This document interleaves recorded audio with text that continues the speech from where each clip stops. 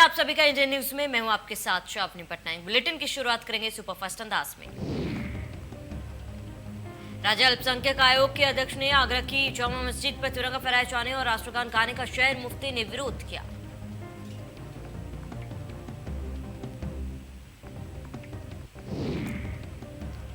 शहर मुफ्ती ने चेयरमैन असलम कुरैशी को फोन कर विरोध जताया। कहा मस्जिद में हराम काम क्या लाके कहर दी गई दावत।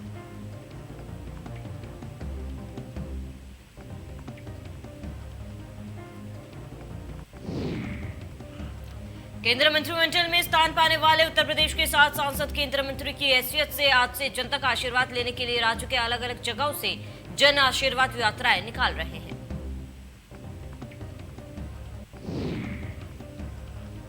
जन आशीर्वाद यात्रा आज से अलग अलग स्थानों से शुरू होगी, जिसके बाद 20 अगस्त को यात्राओं का समापन होगा। जन आशीर्वाद यात्राएं प्रदेश के लगभग 3 दर्जन लोकसभा और 120 से अधिक विधानसभा क्षेत्रों के गुजरते हुए 3,500 किलोमीटर से अधिक की दूरी तय करेगी। केंद्रीय नेतृत्व के निर्देश पर यूपी के केंद्रीय मंत्रियों की जन आशीर्वाद यात्रा शुरू होगी।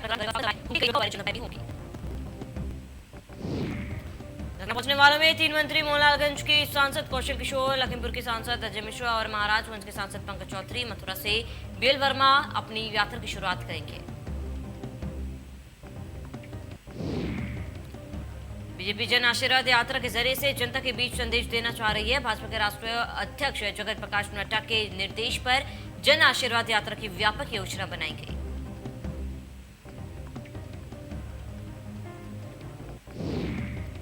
किसानों को साधने के लिए बीजेपी का मेगा प्लान है। आज से 23 अगस्त तक एक किसान सम्मेलन का आयोजन करना, बहुल्य सीटों पर किसानों से होगा संवाद।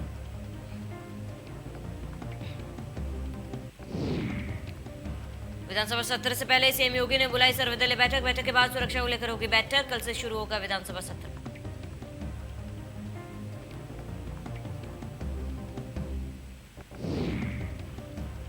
प्रधानमंत्री मोदी ने सदैव अटल समाधि पर पूर्व प्रधानमंत्री अटल बिहारी वाजपेयी की पुण्यतिथि पर उन्हें श्रद्धांजलि दी। श्रद्धांजलि देने वालों में राष्ट्रपति रामनाथ कोविंद और उपराष्ट्रपति वेंकैया नायडू भी शामिल थे।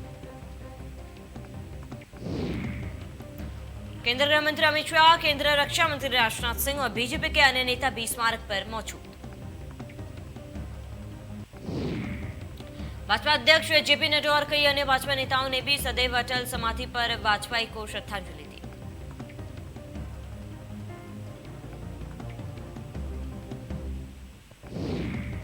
सीएम योगी ने अटल जी को दी श्रद्धांजलि। लोक भवन पहुंचकर अटल जी की प्रतिमा पर किया माल्यार्पण।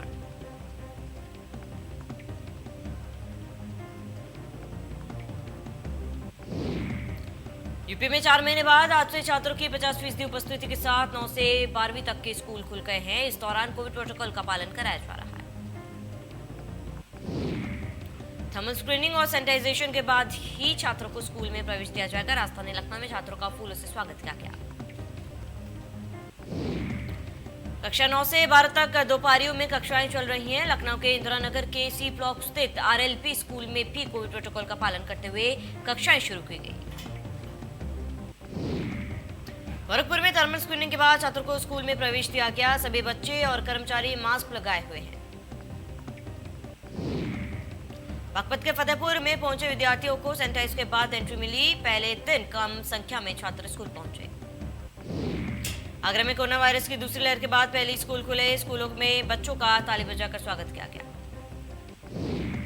शामली में सोमवार को माध्यमिक व सीबीएसई के कक्षा 9 से 12 तक के विद्यालय खुल गए। छात्रों को थर्मल स्क्रीनिंग व सैनिटाइजेशन के बाद क्लास में बैठाया गया।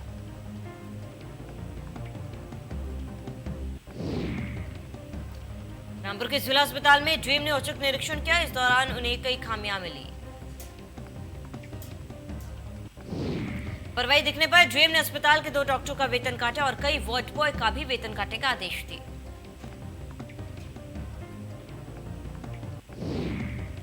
मेरठ में युवतियों की हत्या का पुलिस ने किया खुलासा। पुलिस ने 2 आरोपियों को गिरफ्तार कर उनके पास से तमंचा बरामद किया। बेइज्जती और ब्लैकमेलिंग से परेशान प्रेमी ने प्रेमिका और उसके दोस्त की हत्या कर मौत के घाट उतारा था।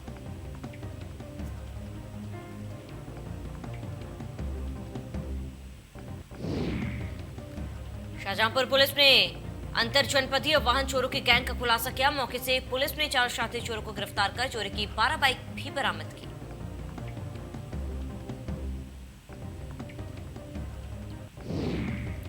नौकरी का लालच देकर ओमान भेजी गई महिलाओं को भारत वापस लाया गया। पुलिस कमिश्नर ने बताया कि कानपुर क्राइम ब्रांच टीम ने एक अभियान चलाया है। ह्यूमन ट्रैफिकिंग में महिलाओं को नौकरी का लालच देकर टूरिस्ट वीजा पर ओमान भेजा गया था। कानपुर पुलिस ने स्वतंत्रता दिवस के मौके पर ओमान से फ्लाइट के जरिए 3 महिलाओं को भारत लाया गया।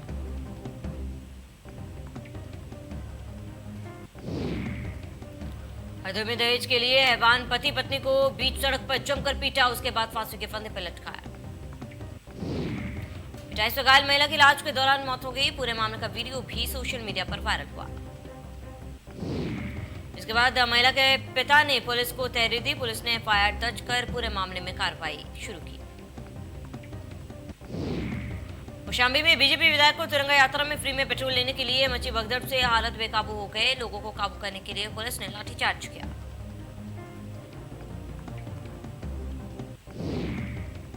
उन्नाव में अज्ञात युवक का शव मिलने से सनसनी फैल गई। राहगीरों ने शव की जानकारी पुलिस को दी। लोगों ने जताई हत्या की आशंका। बिजनौर के थाना किरतपुर में ट्रेन की चपेट में आने से तेंदुए की मौत हो गई। वन विभाग की टीम ने तेंदुए को पोस्टमार्टम के लिए भेजा।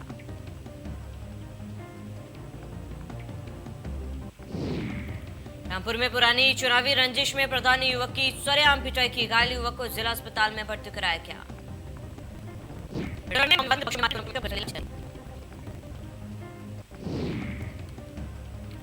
गंगा के बढ़ते जलस्तर को लेकर गंगा तेजी से कर रही कटान। गंगा किनारे बसे लोगों के मकान हो रहे धराशायी।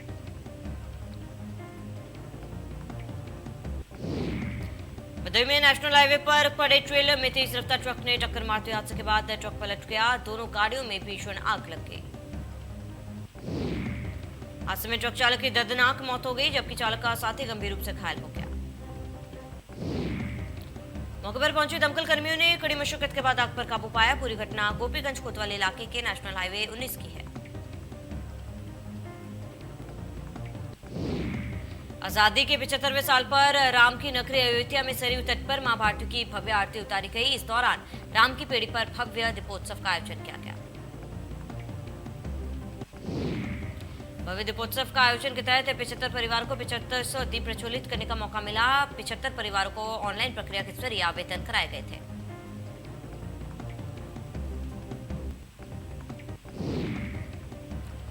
चौथे और आखिरी सोमवार को शिव भक्तों की देखने को मिली है। प्रसिद्ध नागेश्वर नाथ मंदिर में जल चढ़ाने के लिए भारी संख्या में शिव भक्त अयोध्या पहुंचे। शिव भक्तों ने पहले सरयू में स्नान किया और फिर सरयू जल लेकर नागेश्वर नाथ मंदिर में भोले शंकर को जलाभिषेक किया। मान्यता है कि अयोध्या का नागेश्वर नाथ मंदिर काफी प्राचीन मंदिर है। इसे सावन का आखिरी और चौथा सोमवार आज 22 अगस्त को सावन का महीना खत्म हो जाएगा। भगवान के दर्शन के लिए लंबी लंबी कतारें लगी। काशी में आखिरी सोमवार होने के चलते विश्वनाथ मंदिर में बाबा के दर्शन के लिए श्रद्धालु पहुंचे।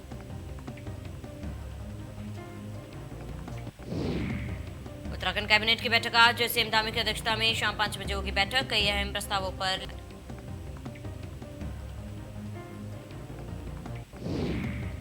उत्तराखंड विधानसभा चुनाव की तैयारी तेज। आज से बीजेपी की जन आशीर्वाद यात्रा का आगाज। यात्रा के जरिए बीजेपी जनता के बीच पहुंचवाएगी सरकार के काम। उत्तराखंड में आज से खुले 5000 से अधिक हाई स्कूल। कोविड गाइडलाइन का किया जा रहा है पालन।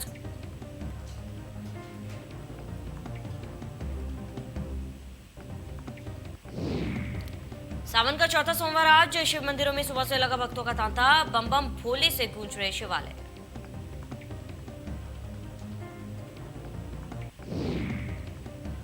केदारनाथ धाम में निर्माण कार्यों में हो रहा भारी भरकम विस्फोट। ग्लेशियर टूटने का बड़ा खतरा। विस्फोट का वीडियो हुआ वायरल।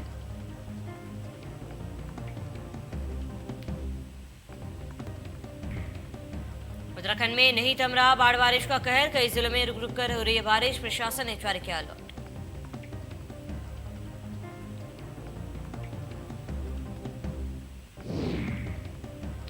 विदेश मंत्री जयशंकर आज से 4 दिन के अमेरिकी दौरे पर रहेंगे। इस दौरान 2 अहम समझौतों पर हस्ताक्षर होंगे।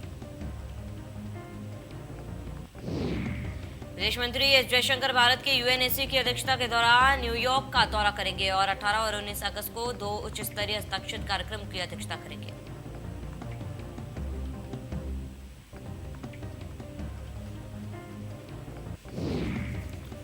देश में फिर बढ़ने लगे कोरोना के नए केस। पिछले 24 घंटे में सामने आए 33 से ज्यादा हजार नए केस। कुल मरीजों की संख्या हुई 3 करोड़ 22 लाख के पार।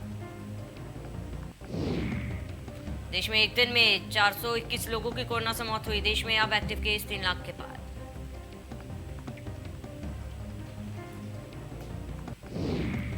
केरल में कोरोना का कहर बढ़ता ही जा रहा है। पिछले 24 घंटे में कोरोना के 18,582 नए मामले सामने आए, जबकि एक दिन में 102 की मौत हो चुकी है। कर्नाटक में पिछले 24 घंटे में कोरोना के 1,431 नए केस सामने आए। एक दिन में 21 मरीजों ने दम तोड़ा।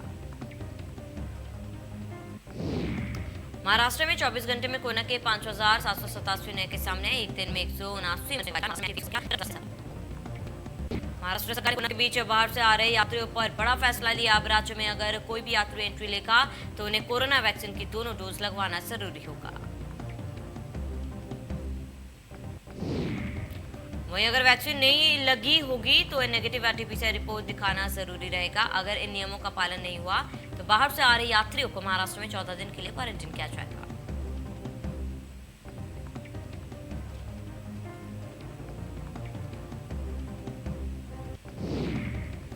दिल्ली में 24 घंटे में कोरोना के 53 नए केस आए सामने। एक दिन में 18 मरीज रिकवर भी हुए। दिल्ली में अब भी 513 केस एक्टिव।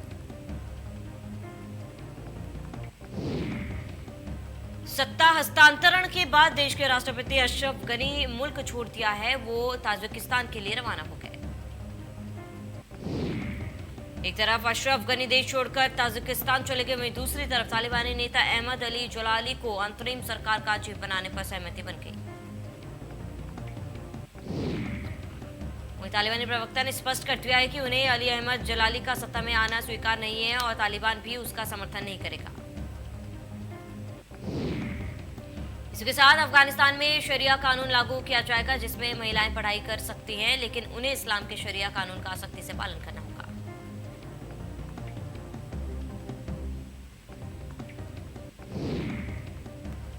अफगानिस्तान में जारी है अस्थिरता का माहौल। काबुल एयरपोर्ट पर आसपास हुई गोलीबारी, कमर्शियल उड़ानें की गई रद्द। हालांकि अभी तक गोलीबारी में किसी के जाने की जानकारी नहीं है, लेकिन एयरपोर्ट पर हर तरफ भगदड़ के वीडियो अब सोशल मीडिया पर वायरल हो रहे हैं। अफगानिस्तान में बिगड़ते हालात को देखते हुए संयुक्त राष्ट्र सुरक्षा परिषद की बैठक बुलाई गई है, जिसकी अध्यक्षता भारत करेगा।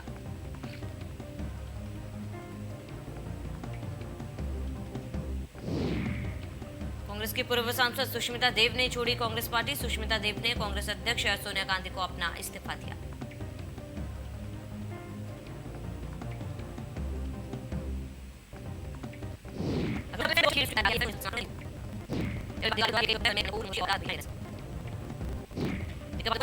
अपकमिंग फिल्म कर ली है। पोस्टर्स के साथ कुछ तस्वीरें सोशल मीडिया पर शेयर की जा चुकी है।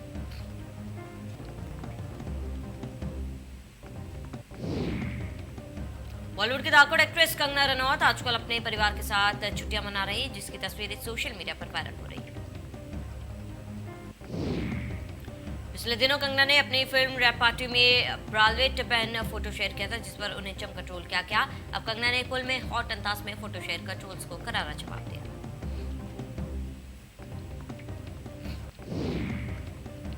उल्लू ऐप के सीईओ विभू अग्रवाल के पूर्व कर्मचारी ने उन पर यौन उत्पीड़न और छेड़छाड़ करने के लगाए थे आरोप, जिसके बाद हाल ही में एक मॉडल ने खुलासा किया कि उल्लू ऐप में राज कुंद्रा की हॉटशॉट ऐप की तरह पॉर्न वीडियोस डाली जाती है।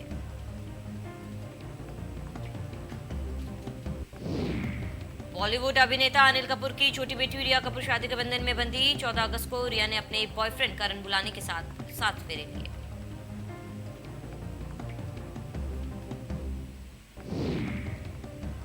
अभिनेता अजय देवगन ने देश के लोगों से शिकायत की। कहा कि भारत के ज्यादातर लोग इतिहास नहीं जानते, जिसके कारण पर्दे पर देश के हीरो के बलिदान की कहानियों को नए तरीके से दिखाया जाता है।